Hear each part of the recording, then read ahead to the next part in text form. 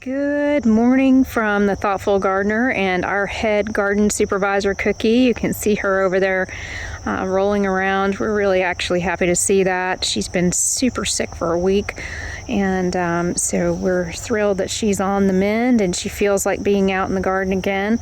It's been a lot of late nights and emergency room trips to the vet, but she seems to be on the mend and in her favorite place, which is Chief Garden Supervisor, and this is definitely her garden. So we're going to take a little walk, Cookie, and see the garden. You can see here in this bed, I want to encourage anyone who thinks that they don't have a big space, that a small space for a native pollinator garden will work. This is a system called Frame It All. I've been super pleased with this modular system that you can build in any configuration. When I started in this space, because of the hard, compact clay, it was this one, which I got, I believe, from Walmart.com. But this system was what started my journey with Frame It All, because I was unable to plant in this rock hard, very wet clay. I tried and I failed. So I love these raised beds for anyone who may be dealing with similar circumstances. Also, I can change the configuration at any time that I want, which is another reason that I really love it. So let's talk a little bit about what's blooming in the garden today, so you can see and understand what types of plants I'm putting in the garden and why. So this time of year, to attract the pollinators, you definitely want to have high value nectar sources, and that's what this bed is comprised of. You see lots and lots of lavender hyssop. Lavender hyssop is in the mint family. It tastes a lot like licorice. If you liked licorice as a kid, you'll like this one. You can eat it and you can make a nice tea out of it. And it's bordered by this swamp milkweed. So the data certainly suggests that if you can put the milkweed on the outside and the nectar plants on the inside, you'll get more eggs being laid on your milkweed. I think it's easier for the monarchs to figure out where they're located. So I'm cognizant now of where I put my milkweed. Try to put it on the edges of the garden. And you can see right there, there's a butterfly flying around a monarch. Perfect timing.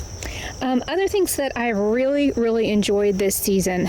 This one is Hoary Skullcap. This one is a beautiful blooming purple that the native bees have really enjoyed. And beside that is our gorgeous native bee balm. Now, not only is it attracted to bees, it's a little cool and overcast this morning, so I haven't seen the hummingbird moths, but this time of year, this is his favorite plant. So if you're thinking about hummingbird moths, bees, it definitely is, again, a beautiful flower, part of the mint family, so it does spread. Has a tendency to flop, as it's doing here, gracefully over this wall. Some of the upper ones I've tied up to keep them up, and I've also cut it back significantly, so you can see some of the shorter ones here, where early in the season I gave it a good haircut.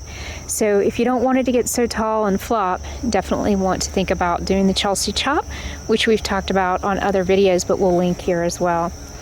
I've got a giant bee kind of checking me out, seeing what I'm up to.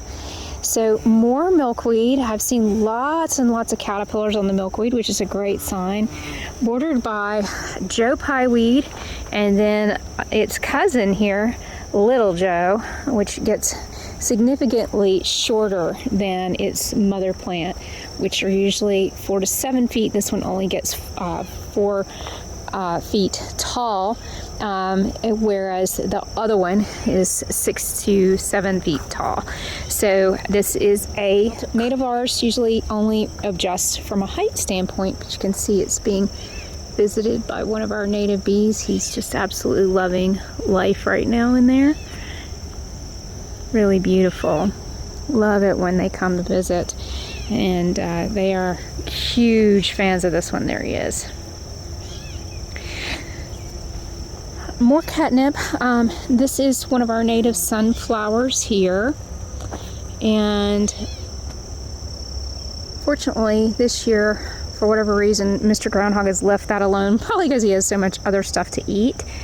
More of the short Joe Pye weeds, And the bone set's just about to bloom. It blooms white here, and the native wasps really like that one. We've got Coreopsis that is just in bud, ready to go. This is more of like a fern leaf ironweed. It hasn't bloomed just yet. So, but this one is just an absolute favorite of the monarchs. It's a prairie plant, so it's actually not native to here. It's native to the prairie, but it is a native plant to the US, and I grow it because the monarchs love it. So does our hummingbirds. So I find them perched on it sometimes, which is really fun. But this is Liatris ligustrum, also known as Meadow Liatris, and I will say it is definitely a favorite of the monarchs. And I love its sort of moppy heads. I think those are really pretty. So it gets these spikes that are 3 to 4 feet, really pretty, covered in purple flowers, and sometimes you'll get multiple monarchs just on one. This is a favorite of our hummingbird. This is a major wheeler vine. It's a native red colored honeysuckle. It blooms really for a long time, and that's why I like it, is it's a long bloomer, but it's got these beautiful red flowers, and I am to the point of probably going to have to relocate it because it's just overgrown the trellis that I originally planted on, but that's fine. I'm looking forward to putting it on a bigger trellis for next year, so this fall I will be transplanting that one. Now, some people don't like weeds, but I actually like this one. It's called pokeweed. Pokeweed is a favorite of the birds. It gets very valuable, nutritious berries, so those migratory birds are really going to appreciate that I left it standing.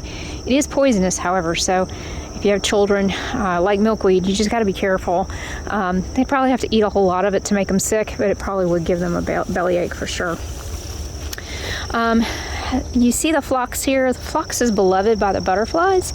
I have both this Davidii phlox and I have our native pink phlox too. Yesterday a friend stopped by to drop something off, and within 5 minutes they got a tiger swallowtail, a monarch, and a hummingbird moth on the phlox. So definitely a fan favorite of the waystation. And then you can see here some beautiful can't remember the name of this one. I will put it in the comments. Sorry about that. Sometimes that happens, but these purple flowers are just stunning and lovely to our native bees. I see a lot of the smaller bees on this because the flower is so teeny tiny that the little bees like this one a lot. So I also have what I call chocolate cakes in the garden. These aren't necessarily natives, but they are things that the butterflies absolutely love in terms of bright colors. And you can see one of the monarchs right there visiting on the swamp milkweed. Try to be quiet. They're a little bit, this time of year, they're a little bit afraid. There he is. Beautiful, huh? So also we have for swallowtails, we have bronze fennel that the swallowtails lay their eggs on. More Coreopsis called black eyed Susan vine, but it has not bloomed yet, but I see the buds on it, which is really exciting. I started that from seed. And cleome. The cleome has been visited a lot by the hummingbird moth. He really likes that one. I also planted some sunflowers, which my hungry hippo defoliated last night.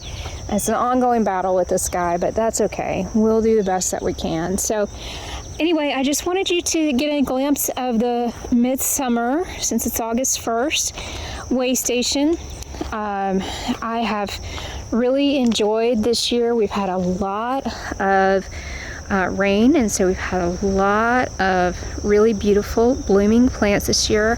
Last year I did a lot of babysitting because it was really dry. This year I've not had to, and we're expecting rain again today.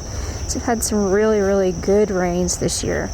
So for me and the monarchs, I just want to wish you a very pleasant Sunday and garden thoughtfully. Take care.